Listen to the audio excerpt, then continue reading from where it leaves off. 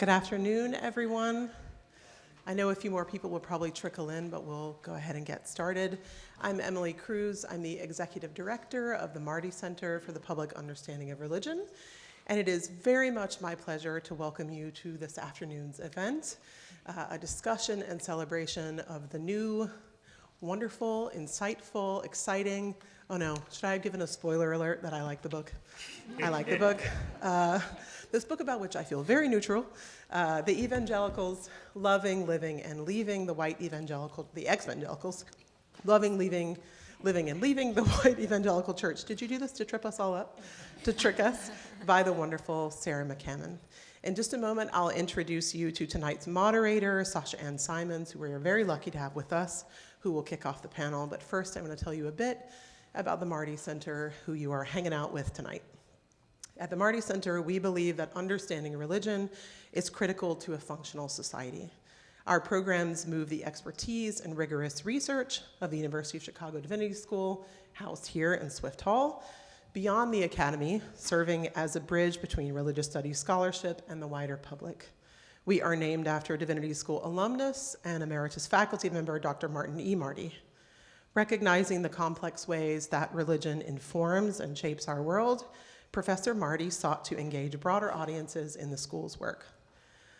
Following his example, the center facilitates public-facing workshops, discussions like tonight's, and exhibitions, provides funding opportunities for faculty, students, and community members, produces nuanced multimedia storytelling, and fosters collaborative partnerships with museums, media outlets, and other institutions. At the center, we think that at a time of heightened polarization, misinformation, and distrust, the need for scholarship and informed dialogue about religion is as important as ever. We are grateful to have Sarah, her book, and our panelists, and also all of you with us tonight to participate in such an effort. So thank you for being here. This afternoon's discussion will run for about an hour, and then we will have ample time, at least 15 minutes, if not more. My guess is with this crowd, maybe a little bit more, time for a discussion. When we reach that point, and Sasha will let you know, you can queue up here at this mic to ask your questions. Afterward, there will be a book signing. Sarah has very generously agreed to sign copies of the book, which you can also buy. That will happen out there at that table. So after you've had time to chat and hang out, please feel free to go grab a book and get it signed. There is also a reception downstairs on the first floor, so you can go straight down the stairs and then to your left down the little hallway or take the elevator, and there will be a reception from 6 to 7, so feel free to snack and drink and chat and then go home. All right, on to the good stuff.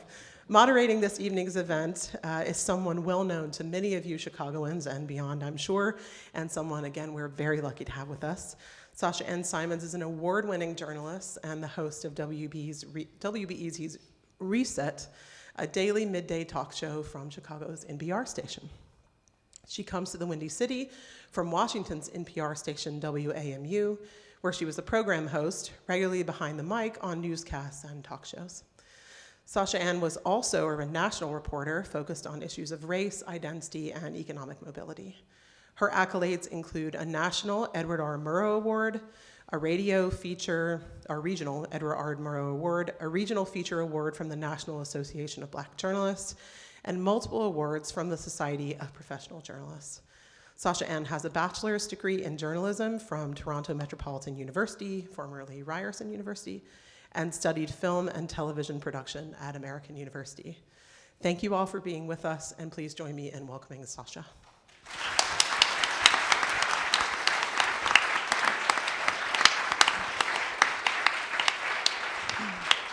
Thank you so much. I'm so happy to see all of your bright faces here today. I know the weather was not the best coming in, so thank you so much for making the time for a very important conversation. Really happy to be joined by these four wonderful folks to my right, and so I'm going to start by introducing all of them before we dive right in. I think it's only right that I start at the far right of the table with our guest of honor today. The reason we've all come together is Sarah McCammon. Round of applause for Sarah. Sarah's a national correspondent for NPR, an award-winning journalist. Her work focuses on political, social, and cultural divides in America, including abortion policy and the intersections of politics and religion. She's a frequent guest host for NPR news programs. Now, during the 2016 election cycle, you might remember Sarah as being NPR's lead political reporter covering the Donald Trump campaign. She reported on the rise of the Trump movement, divisions within the Republican Party over its future, as well as the role of religion in those debates. And now Sarah's reporting has documented the growing of political power of the anti-abortion rights movement, culminating with the overturning of Roe v. Wade in 2022, efforts by abortion rights advocates to push back, and the rising tide of white Christian nationalism. I'm going to jump now to Kathryn Joyce, who is next to Sarah. Kathryn Joyce is an investigative editor in These Times. That's a freelance.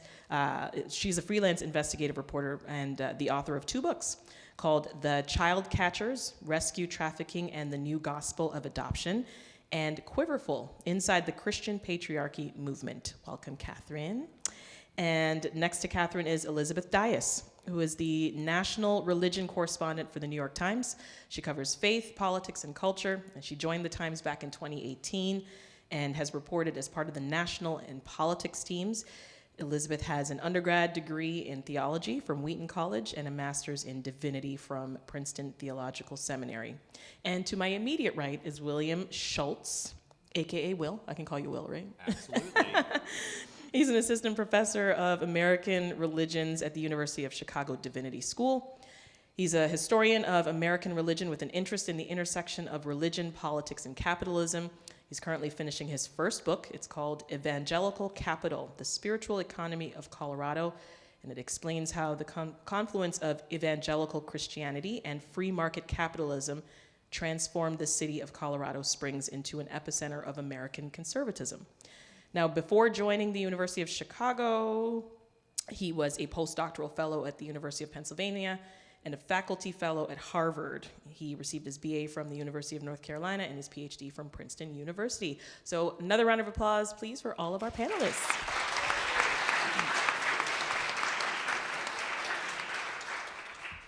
So we'll start things off a little differently. This isn't your typical panel discussion, if you will. I like to shake things up on a Friday at 5. So what we'll do is we'll sort of have Kathryn, Elizabeth, Will, and I sort of take some time to walk through our reflections on the book. We've each read the book. We hope that you will too, especially after today's event. And we'll sort of walk through some of the things that we were thinking, right, as we read through the text. So Kathryn, can I start with you? Let's get it over with, yes. Take your time. Great. I'm so glad to be here. I'm so glad to have had a chance to read this book. I think it's timely, it's important, I think it's fair-minded and also fascinating, and it's also just a really good read. So congratulations, Sarah. I think this is a real accomplishment. I want to talk about just kind of some things that struck me first, and then kind of a longer reflection on something that struck me. I was really fascinated to read in this book that so many people, found Just get a little bit closer to the mic Sure. if you can, Kathryn. Thank you. So many people found that the tipping point for deciding to leave or deconstruct their faith was in some ways the realization of the dreams of their parents' generation. Kind of hearing about those generational experiences and differences really resonated with some reporting I've done in the past. To read about Sarah's personal experiences, reporting from Trump rallies, where she was being screamed at in some cases by people who may well have come from some of the same sorts of churches that she grew up in, and now kind of were viewing her as an enemy. That was just kind of a fascinating juxtaposition to see. I really appreciated the way that Sarah took a really expansive view of what Exvangelicals are, who Exvangelicals are, than I think we're used to seeing online, just kind of reading social media.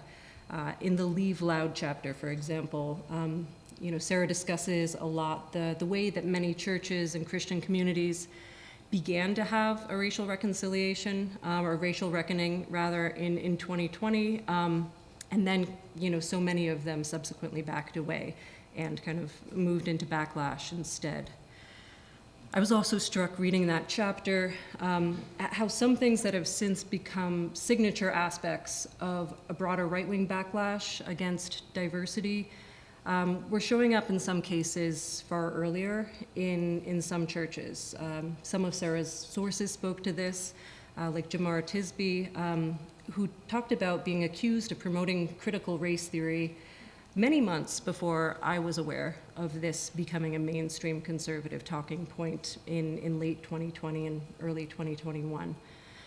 And I was also just really moved by the way that Sarah wove her story throughout, from these early fears that she had, about how as a child she was interpreting some of the lessons of her faith, to this really profoundly sad moment of her grandfather saying he looked forward to getting to know her better when she turned 16, and the revelation that he had been told to stay away because he was gay. And then also the way that she describes having a sort of sense of relief when hearing about the divorce of a very prominent evangelical couple, and this sense that it gave her a bit of permission to act on something that she had felt she needed to do. Another thing that really stuck out to me was the notion that having a growing community out there that could help sort of ease the path into leaving or deconstructing one's faith struck me as a real through line of the book. The sense that there is something of a community to join now, or a path that others have gone down before, and the way that was different from people's experiences in the past. And that made me think an awful lot. I spent a lot of time yesterday and then this morning kind of thinking about how that resonated with some of the things I've come across in my own reporting.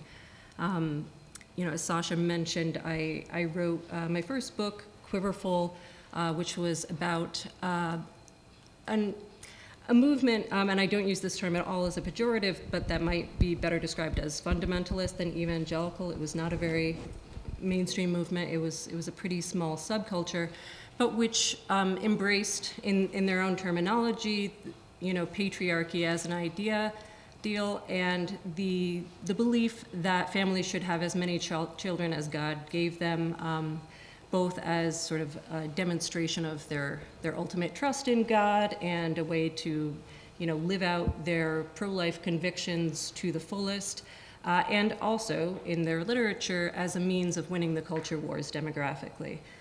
So a lot of times these families ended up having lots of kids, and raised these kids within overwhelmingly very strict homeschooling settings. So I think, this was in many ways a distinct community from a lot of what Sarah was talking about in her book, but relatives, there are a lot of echoes there as well.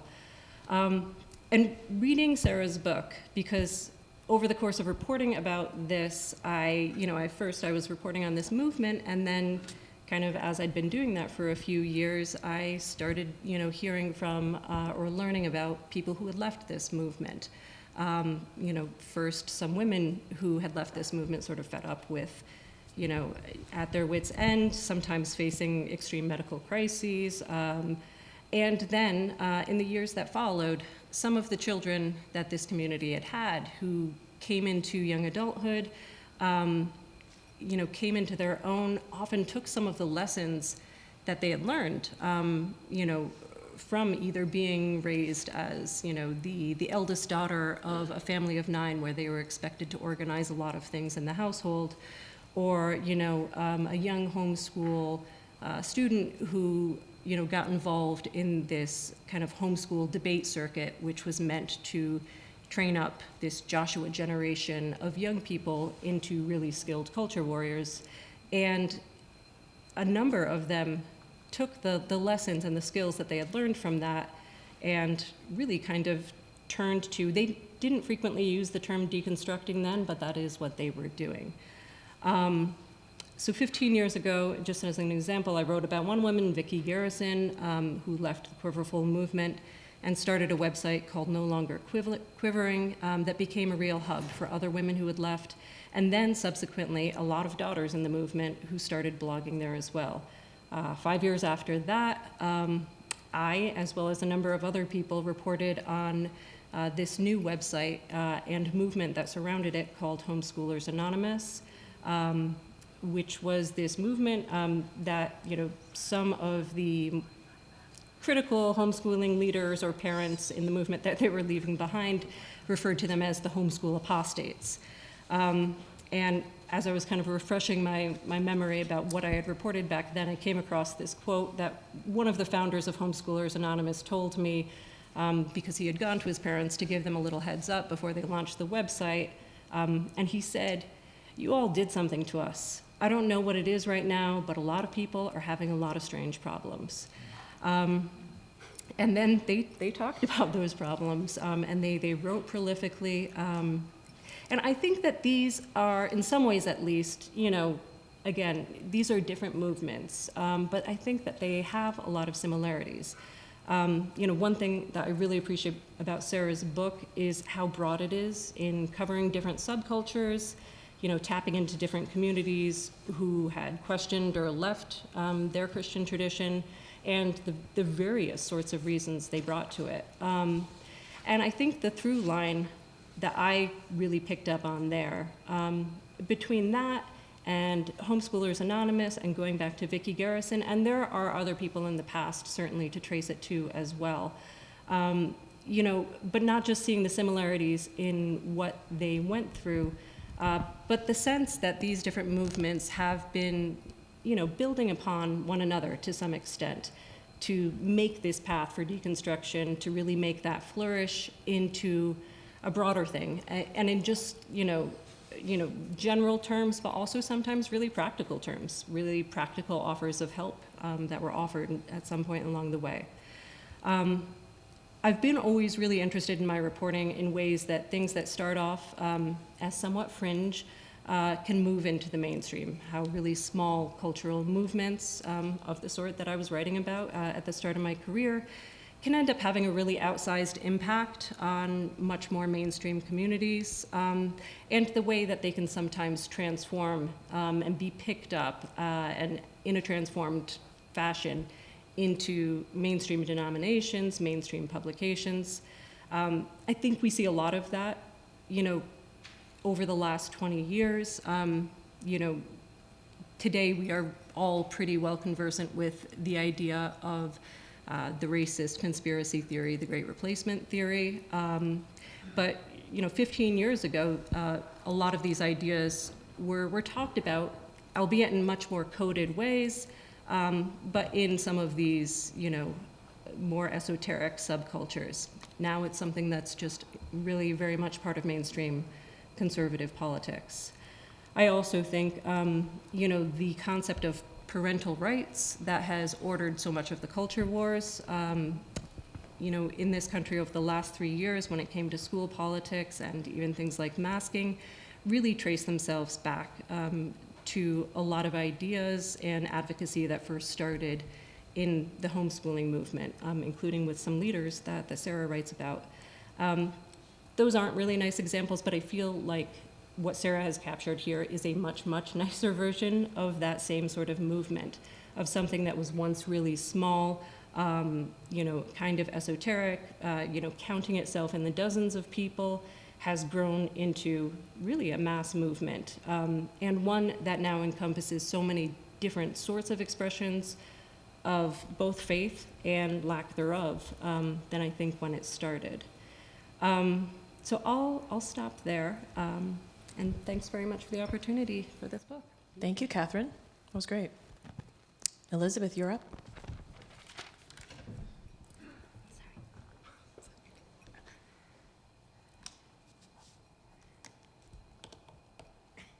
I'm Elizabeth. Okay, is this one working? Yes. And it's such a delight to be here. Thank you, Emily. I don't know where she went. And especially Sarah for writing this book.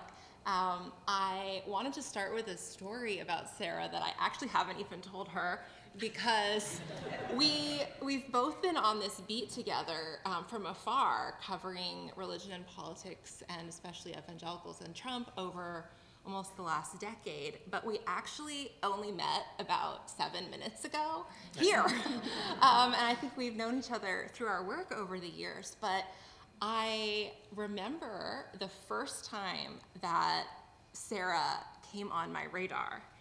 And it was back in 2016. It was when, just after Trump looked like he was going to be the Republican nominee for president, and everyone was still like, is this happening? We're not really sure. And I had been so excited because I had thought what I had was like a great scoop about this meeting of evangelicals. They were going to meet with Trump. You know where this is going. And I wrote about it, and then they wouldn't let me in to cover the event. And I was like, oh, it's okay. They're saying no journalists can cover this event. That's fine. And then the event starts, and who do I hear? I hear audio, and I'm like, how is this woman who I don't know inside this room covering this very important event, getting this inside story before everybody else? And it was Sarah, obviously. And I think you will see when you read her book. How many people have read the book? Can I ask? People have great. Okay, well, all those hands will go up in approximately at the end of this weekend once you all buy it and read it. But I think you'll see in her work, I think probably most people, if you're here, you've been interested in religion and politics and what's been going on in this country over this same time period. So you've heard the story from the outside. But when you read her book, you're going to be hearing it from, I think, a very inside, different perspective. And that whole idea of, I think, the eyes with which we see a story.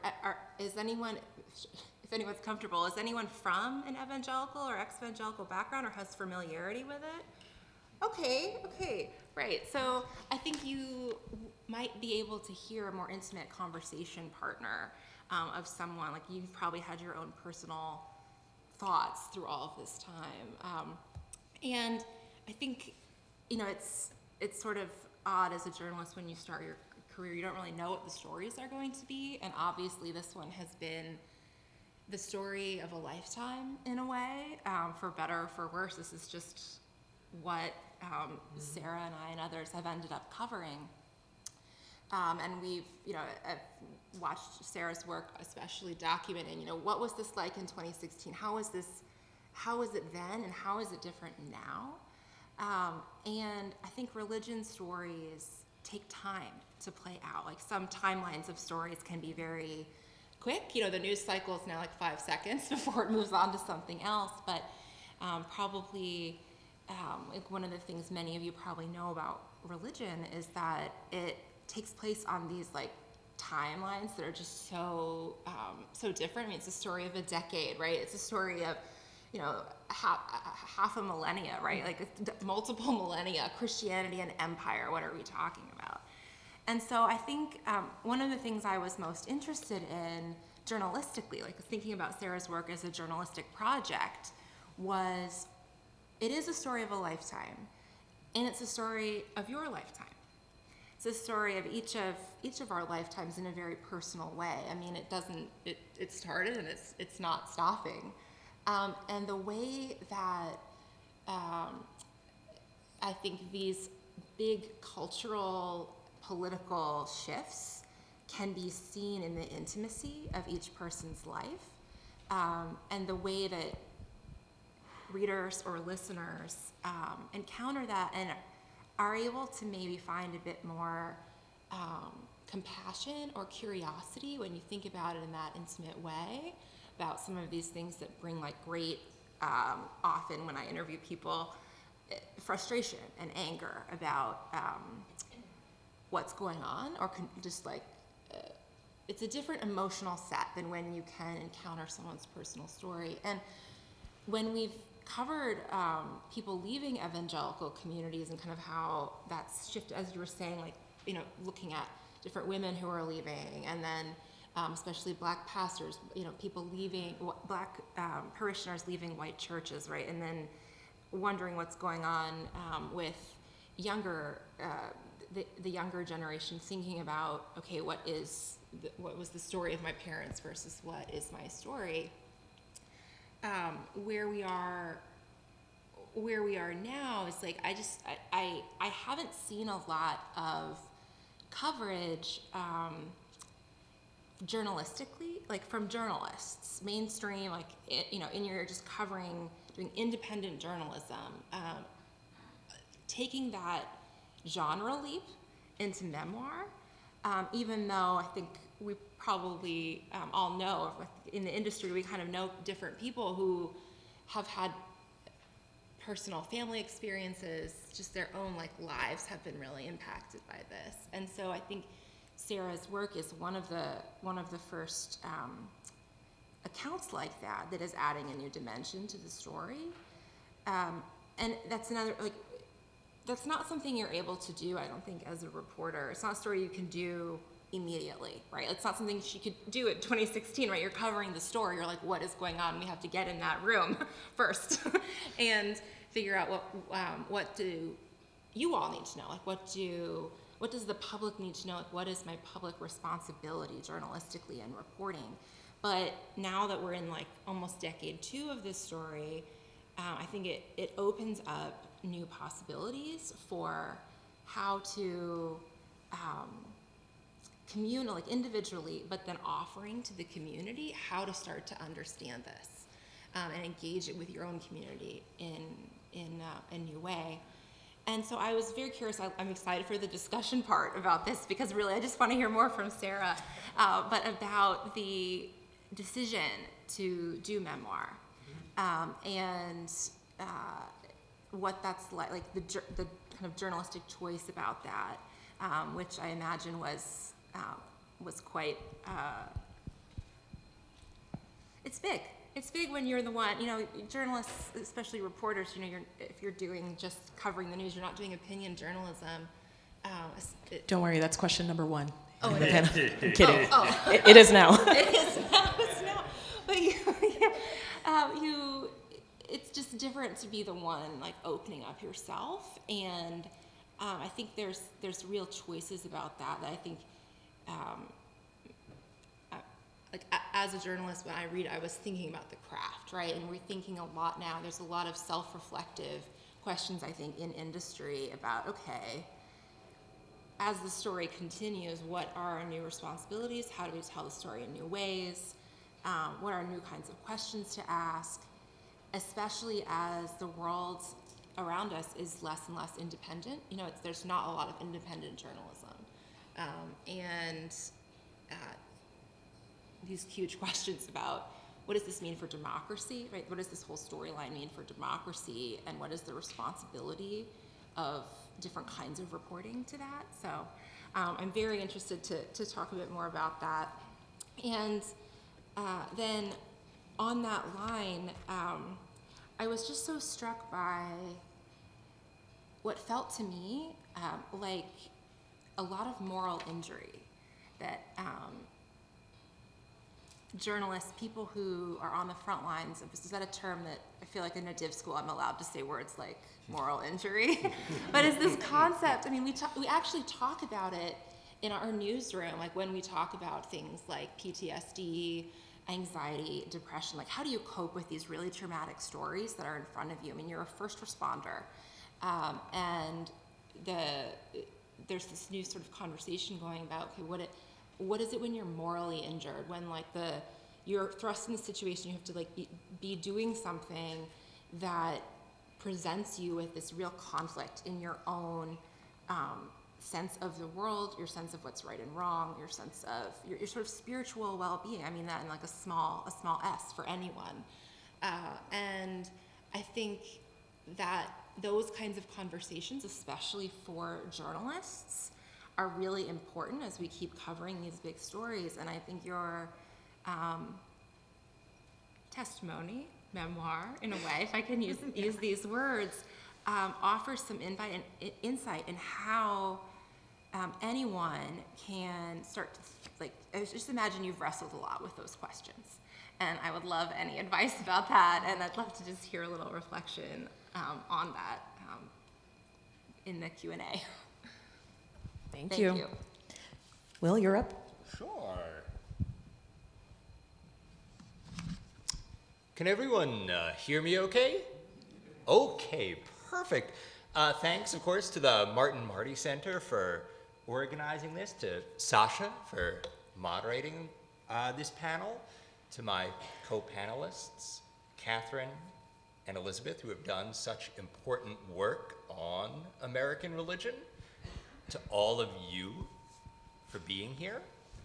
But most important, thank you to Sarah for this very powerful book.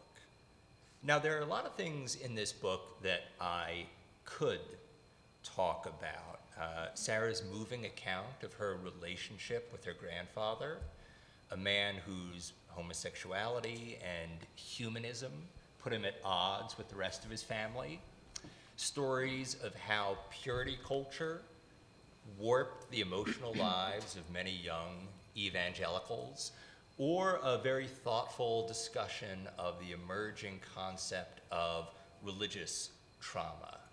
But I am a historian of American religion, and so in my comments, I'd like to just talk a little about how I see Sarah's book is fitting in within the broader history of American evangelicalism.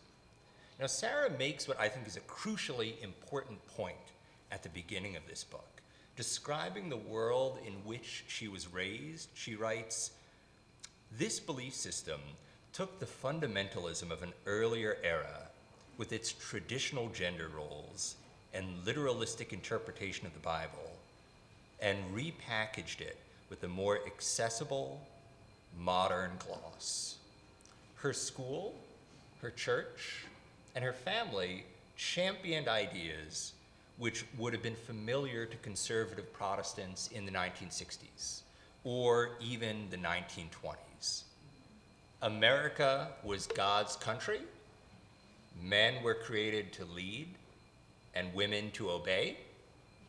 Everything one needed for right living could be found in the Bible."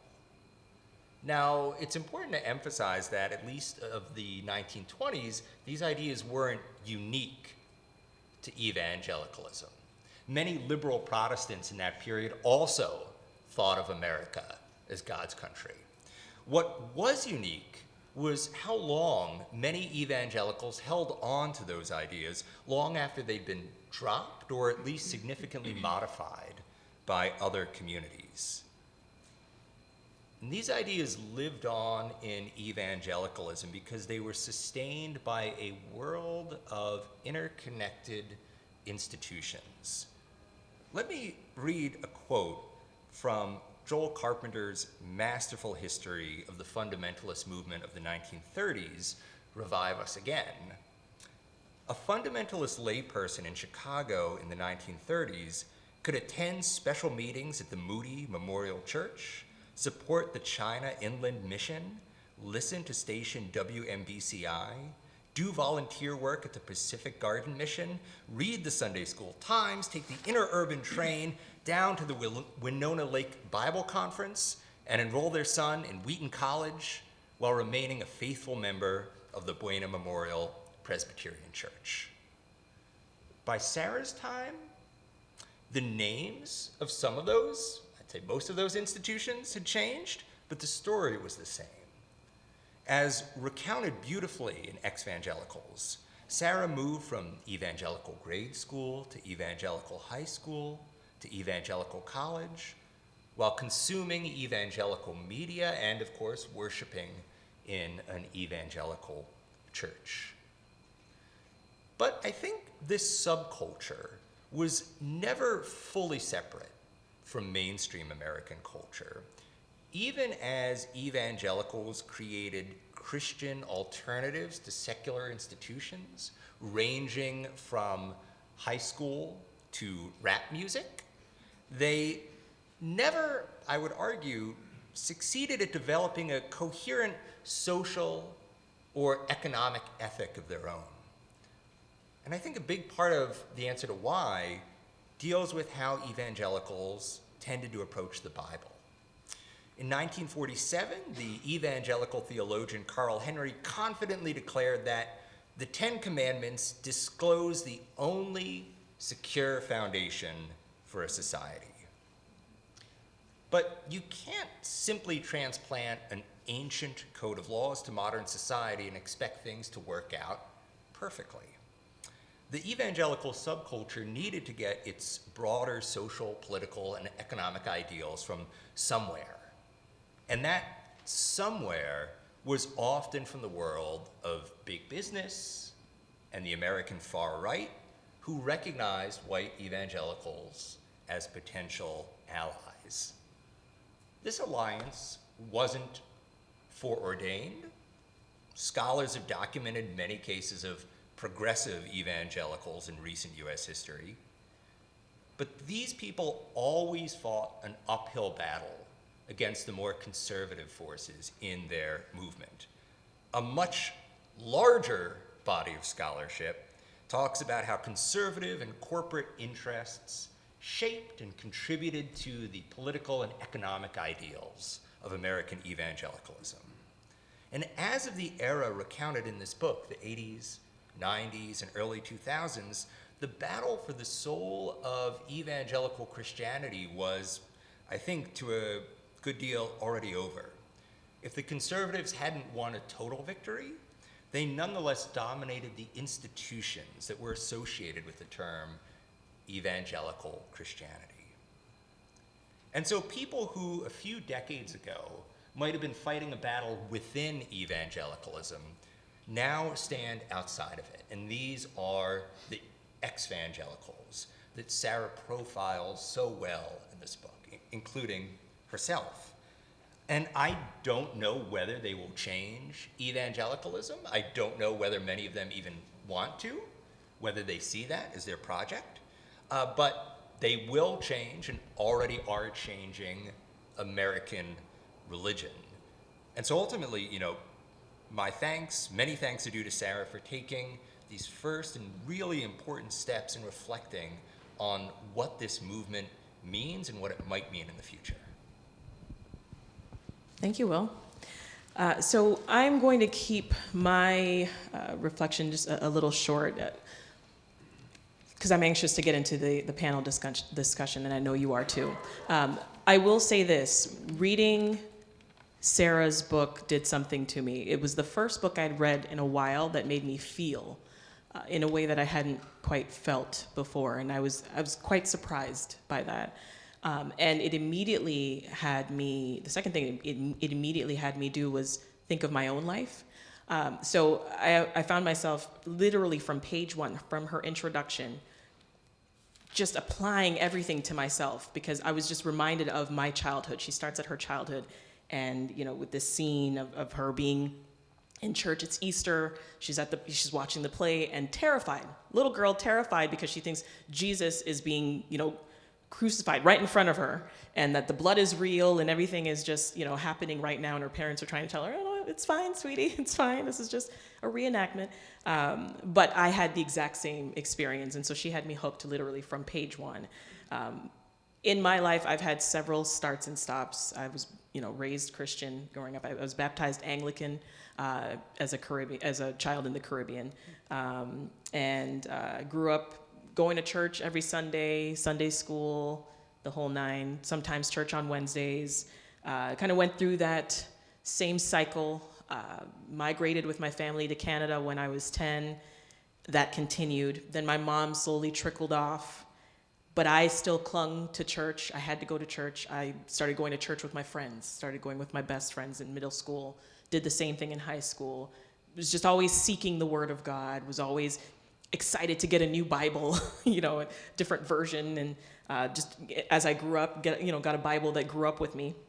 I did the whole mega church life, and that was interesting for a while.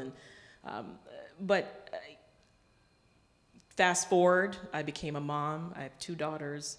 They're teenagers now, but I tried to do the same thing with them. But reading Sarah's story just reminded me of that hunger for Jesus and that hunger for the Word. But still, it felt like my situation was different from Sarah's. It felt like Sarah's evangelical setup was different. And I was like, what is this? Was she more of a believer than I was growing up? But I thought I was doing all the same things. But Sarah's family seemed to have taken it much further. You know, I was struck by Sarah's story of just being out at, I think Skateland was the name of the place. She was out as a kid and saw, you know, another kid that she felt she had to save. And I was like, I never had moments like that as a kid. She felt she had to save her, and just, it's hilarious kind of how she tells the story of like, you know, waiting for the right moment to like approach this girl. And then I think her dad picks her up and it's like, moment gone. Can't do it now. Another one gone. You know, another one going to hell. Right, but I never had quite those moments, but Sarah's telling, she's a masterful storyteller, by the way, but her telling of the story, it just brought me back. And I was like, why did I never have that kind of experience? And it just really got me to think of evangelical, okay, white evangelicals, okay, but there are more than just white evangelicals. What are the black evangelicals like? What's it like for Latino evangelicals, et cetera? Why am I hearing about so many black people leaving white churches? Why did I want to leave? So all of those questions, I just started to really challenge the way I grew up, the things I was taught, all through Sarah's story, which is, again, not the same as mine, but it just brought me back, and I just could not tear myself away from this book. I was telling Sarah earlier, we met earlier because I interviewed her for my program on WBEZ, which will air on Tuesday at 12:38 p.m. Central Time, 91.5 FM, shameless plug. And I said to her how it wasn't until I picked up your book that random colleagues of mine would pass by my desk and say, wait, you're actually reading the book? And I'm like, well, I always read the book, first of all. I'm not that kind of host. I always read the book, but for some reason, like, I would read other books at home. And so my colleagues didn't see that part, and I would just show up to the interview and interview the author and just get into this really engaging conversation.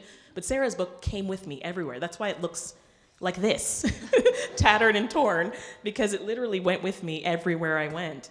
But I just found it funny how so many people would be like, oh, wow, like, what's this book about? You're reading it? Like, so, yeah, so my point being, this book is amazing. It got me to challenge a lot of things that I thought I knew. It taught me so much about a world I knew. Now I knew nothing about the evangelical church.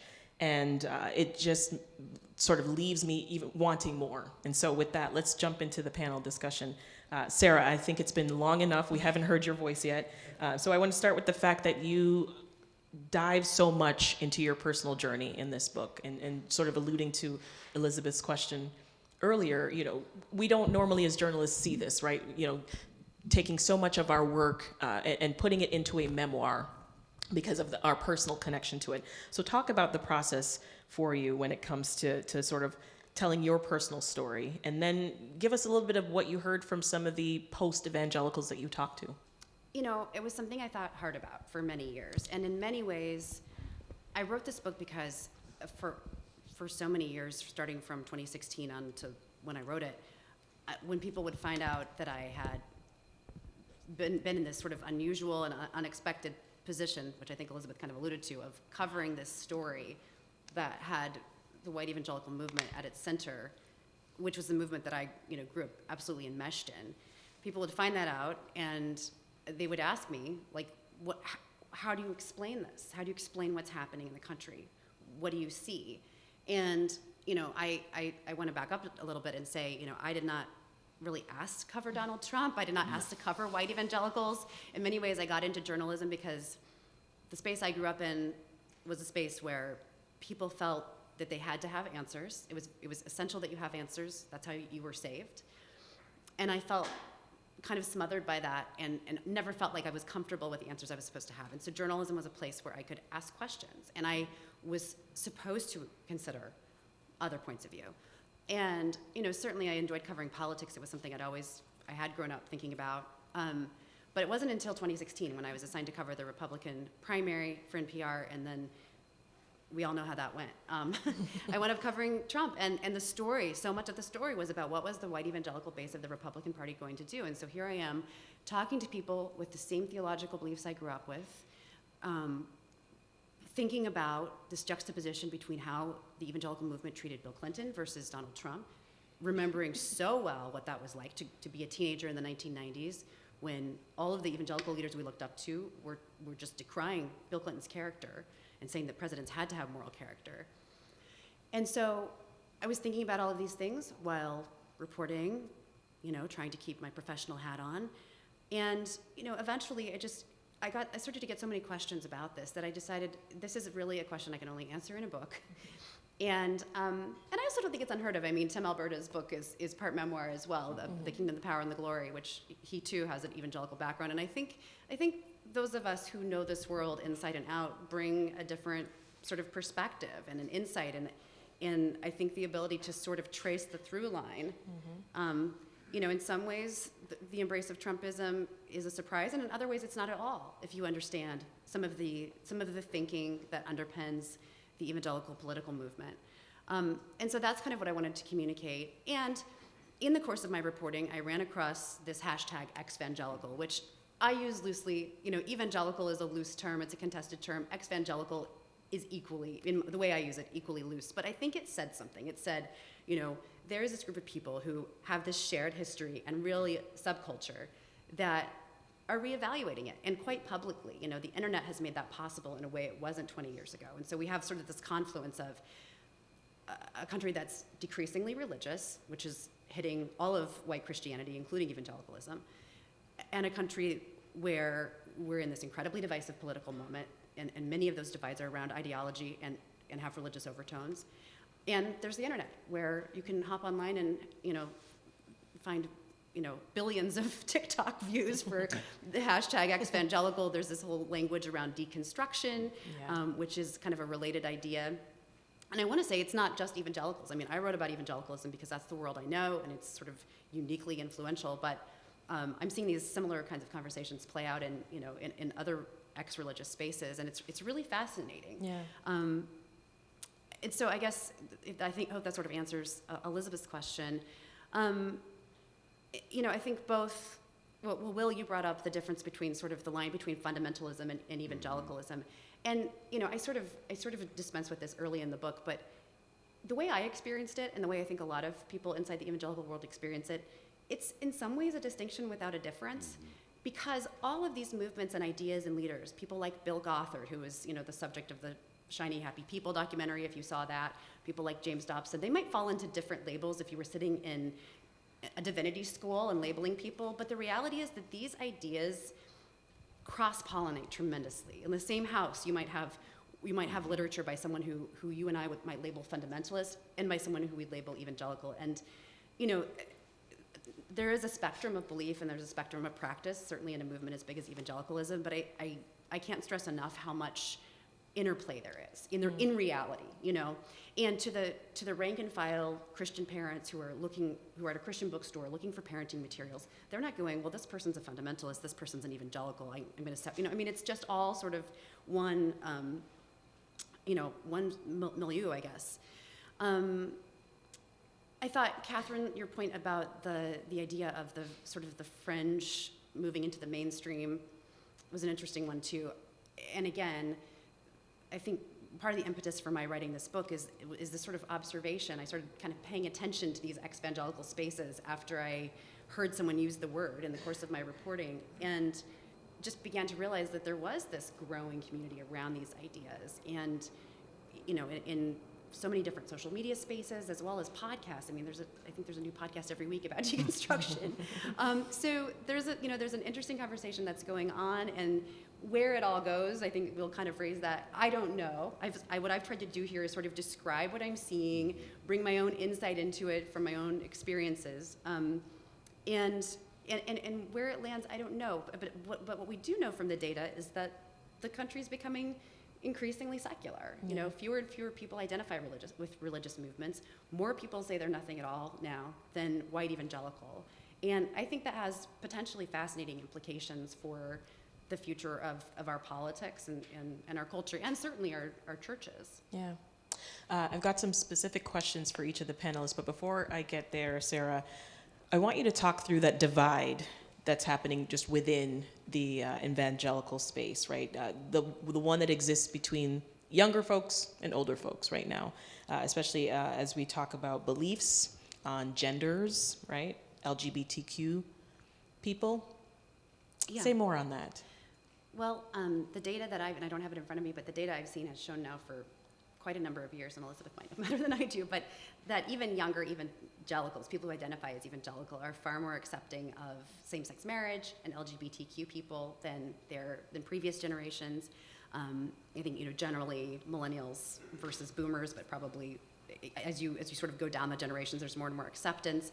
Of course, younger generations are more likely to identify as LGBTQ. So there's been a real sort of larger cultural shift that's happening, and I think that is infused into the evangelical world as well. One of my former colleagues at NPR, Tom Jeltsin, did some really good reporting on how some Christian colleges several years ago were wrestling with how to, many of them had strict prohibitions on gay relationships, and some of them were debating whether or not to change that. So that's an issue. That's a theme you hear a lot in these spaces. People who are either themselves,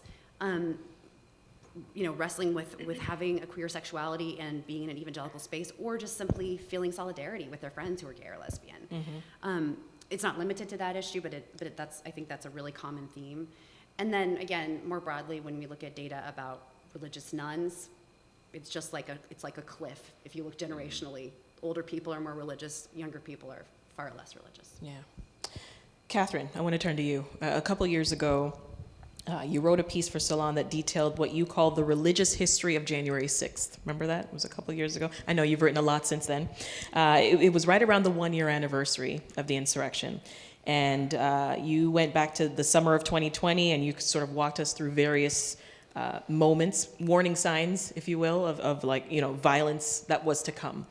And you end the piece with, quote, "A year later, none of the religious fervor that helped drive January 6th has vanished," end quote. Has anything changed more than 3 years removed from that attack? I mean,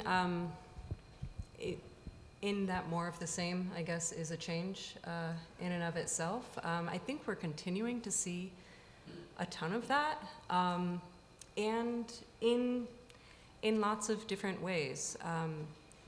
We are certainly seeing that in evangelical spaces, kind of traditional ones. We are seeing it in more charismatic spaces. Some people may have read some stories about the Reawaken tour that has gone around the country, and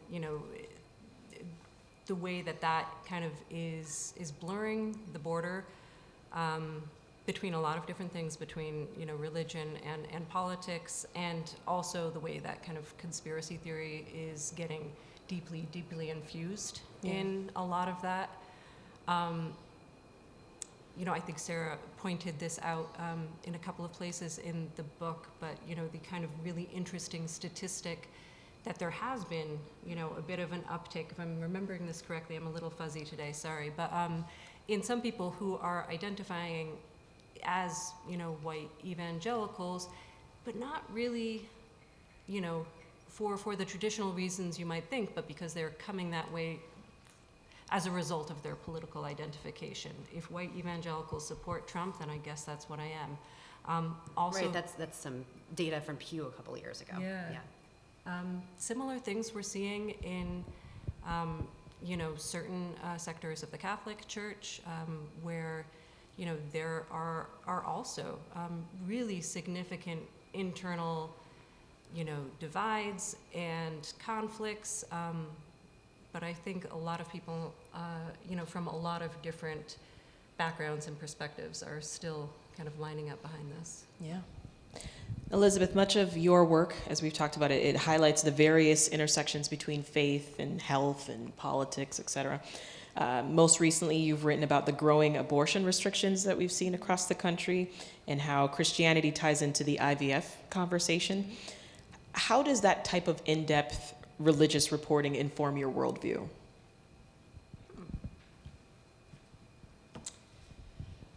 I think, I just feel like as a reporter, everything informs like how you sort of like keeps folding in on itself, and you just keep like kneading it into the bread. If anyone here bakes. And I guess like it's such a privilege, I think, as a reporter to encounter the world, encounter so many different people from so many different stories, backgrounds, states, churches, and I think an important lesson for me is not assuming that I know the answer to them, just because, sometimes you can certainly make analyses, right, about like critical mass or over time or like trend observations.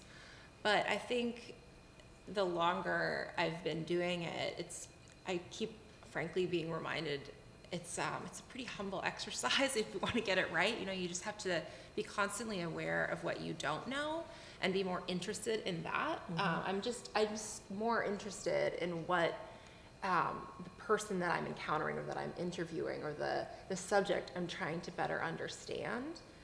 I'm more interested in that than I am in like my own view about it. So I guess I'd say it's made me more curious. I think it's also important to always maintain a fresh mindset and not just assume, and I just said this, but just to assume that you really know the why, because even if you think I just can't tell you how many times something surprises you if you just like keep at it and keep asking. And so I'm especially mindful of that this political cycle, because there's a real tendency to think that the storyline is set, like we know what it is. Like even with January 6th, like we know what that means. And with the IVF, it's been so interesting to see like the immediate pushback to the Alabama Supreme Court's decision. Mm-hmm. It was a case where 3 couples sued the IVF clinic because their embryos had been dropped. And so the Supreme Court of Alabama ruled that yes, the embryos would count under wrongful death. They could bring litigation under wrongful death. And that obviously has like big implications for so many other, everything basically. And for Republicans, for abortion, the rush of young evangelical families and women to say, wait a minute, like, whoa, we like really actually are grateful for IVF, and it's prompting a different philosophical conversation, right? About, okay, we've said we believe life begins at conception, and yet we also need this. So where that will go, I don't know, right? Mm-hmm. But it is different than what very right-wing kind of evangelical conversations were about abortion 6 months ago, a year ago. Things are ever evolving. In your review of the book, Will, you talked about how the main question to be answered here is, why do people walk away from the evangelical church, right? Why do they walk away from evangelicalism? After reading the book, I would say for a lot of reasons. Sarah points out quite a few. And we talk about the fact that, each post-evangelical is walking their own separate path.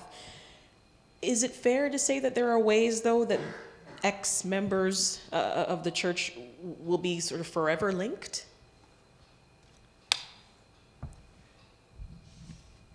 Yeah, that's a really good question, and I would also be very curious to hear Sarah's thoughts on this. Certainly, from my understanding, for the people in this book, they've left evangelicalism, but have not left it behind in the fact that they still use some of them still use this category of Exvangelical, which has, you can't spell Exvangelical without evangelical. Yeah, okay, that's just double checking on that. And so they're still, this was a really powerful part of Sarah's book, where she talks about the people who make up the Exvangelical movement, by and large, are the people for whom the movement was tremendously important in the first place. people who were extremely pious, extremely devout, read the apologetic literature, and really cared deeply about it. There are these harrowing passages speaking about this fear of damnation, as powerful as anything that you would have found in, Puritan literature from centuries ago. These beliefs mattered so much to these people, and they still matter now, even though they've left it behind.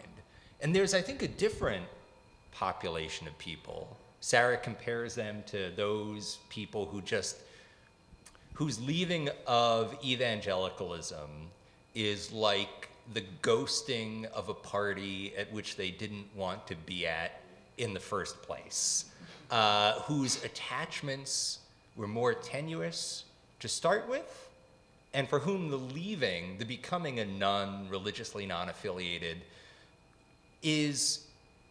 they've left the movement behind and they don't think about it now. And I'd be curious to know how big both groups are, whether there's overlap, but again, this is something that I think we're just starting to dig into. Yeah, Sarah, say more on that. And I mean, again, your personal story's wrapped up in here. So do you still feel a connection? Yeah, I don't think we have data on that question, although it's an interesting one. But I think the reason that when I first heard the word Exvangelical in 2016, the reason it sort of stuck with me and I kept thinking about it for years and started paying attention to it was because it did resonate. I had this sense, and I would be at parties or just anywhere, and you sort of run into that other person who grew up similarly, and you kind of go in the corner and trauma bond and talk about Veggie Tales and Salty the Singing Song. And so I had the sense that, the first time I ever heard the term evangelical subculture was actually from one of my professors. I went to Trinity College here in the Chicago area, which is almost defunct now, but I hope I don't ever need my transcripts. But one of my professors used this term, and she, I had some wonderful professors there who were very thoughtful people, very complex relationships to their faith.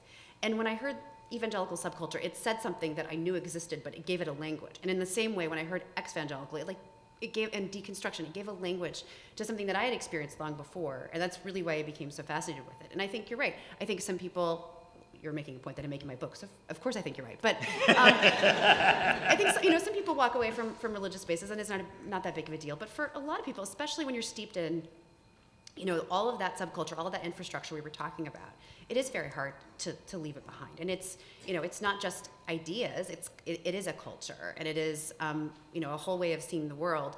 So and I also often say, and I think I touch on this in the book, but there are a lot of things about my evangelical background that I think I'm grateful for, that shaped me, that taught me to think about things that are, think about what's important and how to live and how to be in this world. And those are all really important questions too.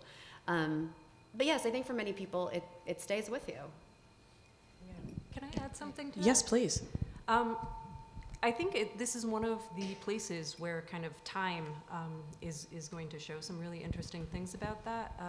Because, as I was talking about in my comments, this sort of, 1.0 or something version of some of these, tales of leaving some of these movements, there are people who, started this process in 2013, 2014, for whom this is still a large part of their life and their thinking, and there are people who have closed up their blogs and said, I've sort of done what I needed to do with this, and I want to focus on other things.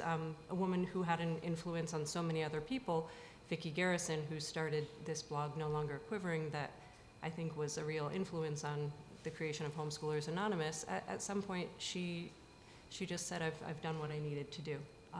So I wonder if in 10 years, there will be probably people in both categories still, but probably some people who have kind of taken what they needed from this movement and are doing something else. I hope I'm not still talking about it in 10 years. But I wouldn't have been, except that other people were. You know what I'm saying? That was really what happened is, as a journalist, you see a story and you want to tell it, and this happened to be one that I I knew the inside of. Will, you've got a thought, and then I'm going to open it up Yeah, to just- the audience. Really quick point. I think the emergence of this sort of exvangelical idea is also in part because of broader changes in American religion.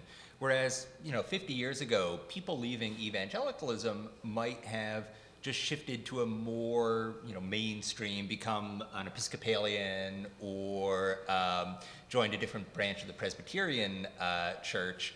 Now that those mainline churches have become so much smaller, rather than moving into those, people are just moving out of religion entirely, just becoming, again, the nuns, the disaffiliated. So, as Kathryn said, it'll be really interesting to see how that plays out. And some do move into mainline Yes, spaces, absolutely. but some move into mainline spaces and then move out altogether. All right, so we've.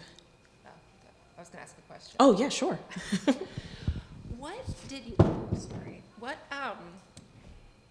I've been, on this idea of when people, evangelicals, when they leave, thank you, when I've been talking with people, and even in reading the different kinds of people that you interviewed, especially in the second half of your book, I'm struck by, in a way, the lack of community. Yeah. And it's evangelicalism provided, and institutions, right? They provide such a structure for lived life, for any kind of your social everything, especially ones that can be so insular. And I have trouble seeing, and again, it's early, we don't know where this will be later, but so often people say, I just wish I had the community. And the disaffiliation and the not attaching to mainline Protestant organizations, it doesn't seem to me that there's a way to build a new kind of institution, even though people have tried, several people have tried, try networks or using social media or using the internet to do this kind of thing, but it's not sticking. And so both, I feel like I often hear a profound sense of loss about that there's a lot of anger, but there's a lot of loss as well. So I was wondering if you could speak to that, and if you see anything anywhere where there actually is something that can build a lasting institution, not just sort of an attempt. Yeah. No, I'm thinking of a tweet, I think it was, I saw a couple of months ago, which kind of got memeified by an ex-evangelical who talked about, when I was a member of a church and I had to move house, I had 20 people, I'm paraphrasing, but did you see this? Everybody comes, Yeah, but 20-something people came to help us move. My husband and I just moved this week and we had no one, and that was after leaving a religious community.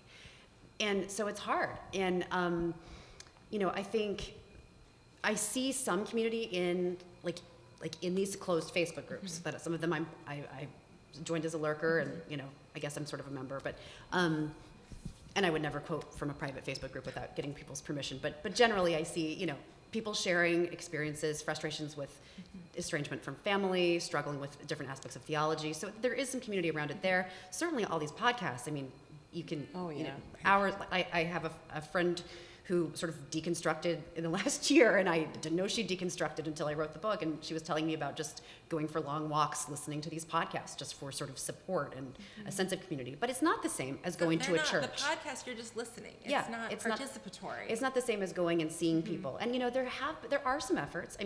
There are, I profile an Exvangelical church in Nashville, which is kind of evangelical in aesthetic, but not in theology, much more sort of open. And the pastor told me some of the people there identify as Buddhist or atheist or agnostic, but they just kind of want to get together and talk about religion. And, and that's been done before, right? There's Unitarianism, for example. But these are people who I think largely came from evangelical backgrounds and wanted something that sort of felt familiar. There are these groups like Evolving Faith organizations, but no, there's not. I think it's much harder to unite around not being something than being something, and I think that's part of why movements like the Trump movement are so effective. And it's I think that's all I want to say about that. But it's not the same as unifying around a shared idea. All right, let's open it up to the audience. We've got a lot of you here, and so if you've got a question, feel free to step up to the mic on our right, your left. Thank you, sir. Thank you, sir.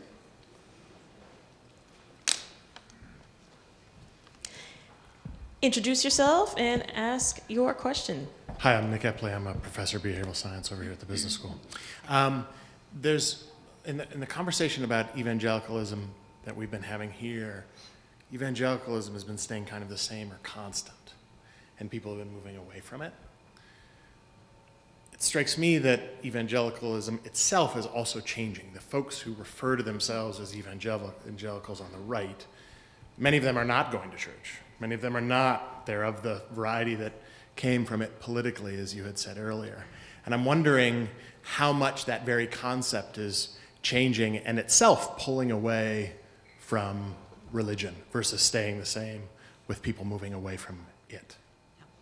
I think evangelicalism is always changing, and Will could go back 100 or more years and talk about how that term, I mean, it means very different things, I think, today than it did originally.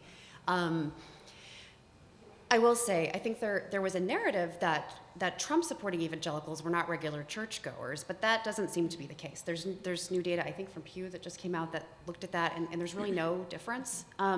So, like, I'm not really in a position to speak to exactly how evangelicalism is changing. I think I am seeing some churches become a bit more open to LGBTQ people, I think, as the culture shifts around that. But I'm not sure if that's down to the doctrinal level, or if it's more sort of like, yes, anybody can come, but you can't get married in our church. And evangelicalism is such a big movement that, again, there's a spectrum of belief within it. But I don't think it's true that that the people who are supporting Trump are just evangelicals in name only. Not at all. Yeah. Thank you for your question. Go ahead. Hi, I'm Peggy. I teach in the history department. And I met Sasha-Ann earlier this year. So I was wondering if you did any thinking about, and I'm sure you did, about what this story teaches us about the evangelical movement. Because I think there's a sense in which, I hope this isn't too much like the last question, but there's a sense in which the most obvious conclusion, if you're watching politics, is that white evangelical sort of ideology is ascendant. It's very loud.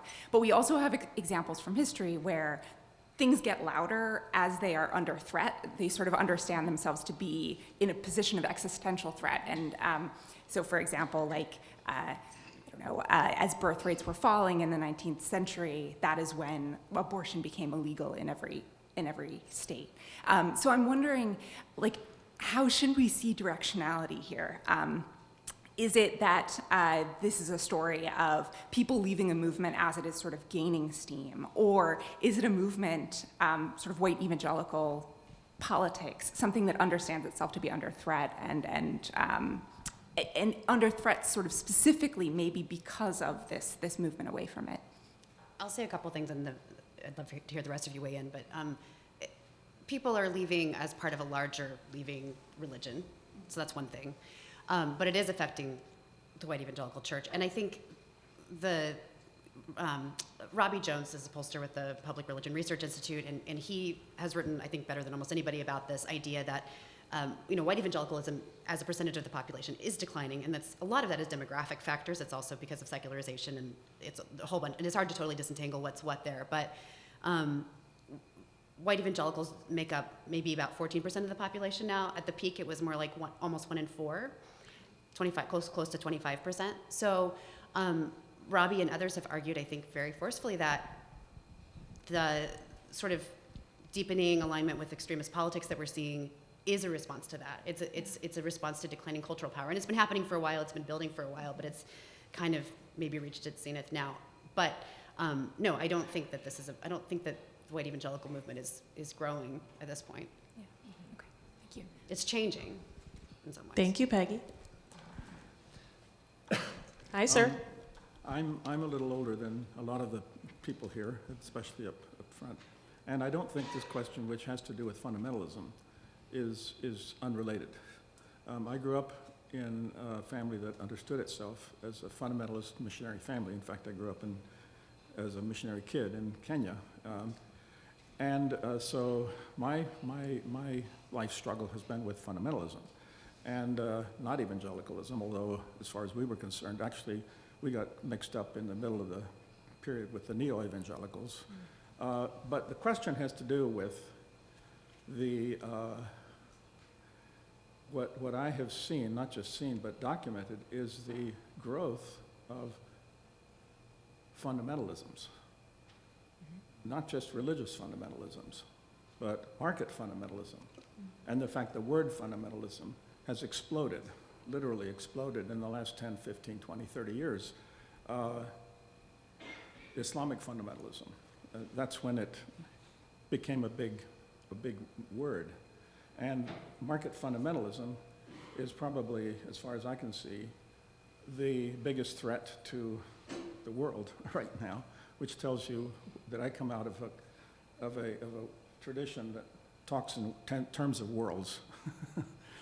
So my question has to do with the relationship between what you're describing as, ex-evangelicals and ex-fundamentalists, but on the other hand, there's the explosion of fundamentalisms.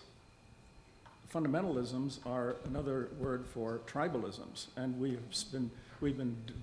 as a society, we've been just dissolving into fundamentalisms or tribalisms. Those are some of the terms we use, but they are exactly the same thing. So I'm trying to work out how this movement that that is obviously happening is related to what I see as I don't know whether it's a parallel movement or something different, and in fact, it's a very religious movement. It may not be religious, market fundamentalism may not be religious in any formal sense of the word, but it is absolutely religious. So that's a big question, so I'm just curious. I have to say market fundamentalism isn't a term that I'm familiar with. I don't know if anyone else is. No. Yeah. Okay. We're at the University of Chicago, Yes, kind of the Thank you. where the economics department is now housed in what used to be the Chicago Theological Seminary, which they sold because they were running out of money, and now it has become the temple of the economics department, including with a shrine to our Nobel laureates, Milton Friedman, Gary Becker, and so on. Also, as member of the University of Chicago Divinity School, I should put in a plug for, back in the 1990s, the Divinity School, under the auspices of Marty, ran a thing called the Fundamentalisms Project, which produced, if any of you are looking for a little light reading, a 5-volume study of fundamentalisms around the world, which was primarily religious fundamentalisms, but also talked about more secular analogs, nationalism, Marxism, and market fundamentalism. What ties them all together? And I think the brief point I would make is that these fundamentalisms are not always mutually exclusive. There are plenty of people who are both religious fundamentalists and market fundamentalists as well, in terms of celebrating free market capitalism and seeing free market capitalism as God's design for the world. Right. I don't want to go on for too long, but that's just my... Can I make one quick comment on that? A quick one. Real quick. I'm convinced that I saw a story about a megachurch in Texas that had on its pulpit the Bible and the wealth of nations. I haven't been able to confirm that, but I'm positive I saw that, and that would tie in with what you're saying. In other words, they ties the two movements together. Thank you. Thank you very much. All right, so it looks like we got 3 more questions, and then Sarah's got to sign some books. So let's get to it. Hi. Hi, I'm Zach. I'm an MA student here at the Div School, actually aiming to study Exvangelicals. And I really enjoyed your book. Grabbed it a few days ago and been working through it. And one question that I came away with was to ask you about, within the Exvangelical movement, the spectrum from people who leave evangelicalism but still stay within Christian circles. and on the other end, people who want nothing to do with it whatsoever, but all claiming this term as their own. And I was wondering if you could speak a little bit to the interaction between those sides of that spectrum, how you see them interacting with each other, to whatever degree they do. Yeah, I think it's kind of like being an expatriate almost, like, you know, if we're all Americans and we went all different places and then we ran into each other, we'd have that sort of shared background, and that's sort of the common thread. But you're right, there are those who become sort of, you know, mainline Protestants, progressive Christians, go to quirky Exvangelical churches that meet in breweries. And then, you know, there are people that want nothing to do with religion. And I would say, I mean, I did not do a data analysis, and my interviews were anecdotal, so, you know, don't hold me to this, but I would say that, like, probably the most common sense I got from people is that they were somewhat agnostic, you know, not necessarily adamantly anti-Christianity or religion, but just kind of uncertain and wanting space to be uncertain. But certainly, you know, I talk to people who say that they, you know, there's people in the book who still go to church and maintain ties to Christianity. You know, how they interact with each other, I've seen sometimes there's infighting in these social media groups, you know, people disagreeing about what to prioritize or how to talk about these issues. But I've also seen a real sort of emphasis on just supporting one another, trying to, you know, again, provide support when someone's family is struggling with their departure from this type of Christianity. Because I think that regardless of where people land, often that, you know, for a lot of people in evangelical circles, it doesn't matter if you've become an Episcopalian or an atheist. It's like you're not, you know, a Bible-believing Christian anymore in their minds. And that's, again, not true for everybody. But no, it's an interesting question, and I would love to read if you have a master's thesis when you're done, I would love to read that. Nice, thank you. Hello. Hello. Are we still rolling? You can call me Gio. I work at an evangelical institution as a student affairs professional. My partner works here at University of Chicago, and I'm a prospective MDiv student, so admissions. Anyway, so I grew up in Indonesian Evangelical Church, and I can say a lot of evangelicals there are horrified and even have articulated that, comparing it to the Old Testament, like, oh, maybe God has left the white evangelicals like he has left Saul, the king, in the Old Testament, right? So it's interesting to see that articulation from Indonesian evangelicals. But my question is, I want to hear more of your reflections and maybe thoughts on the term evangelical left that was kind of popular years ago, and maybe how that relates to some evangelical organizations renaming themselves. Like I can remember Evangelical for Social Actions renaming to Christians for Social Action. But one last note, Sasha, I'm a fan. Oh. I've been listening to your program. So. Thank you so much, Gio. I Yeah. appreciate you. Thank you. Sarah, go ahead. I mean, Elizabeth has reported on the religious left too, and I think there's been a lot of consternation, right, about the inability of the religious left to sort of organize in the same way as the religious right. There have been lots of efforts but including, you know, I think of Jim Wallace and Sojourners. I think of Doug Padgett, Vote Common Good, people we talked to, but you know, for whatever reason, and maybe it goes back to the same problem we were talking about with organizing around something versus against something. You know, I don't know if there are more disparate priorities on the religious left.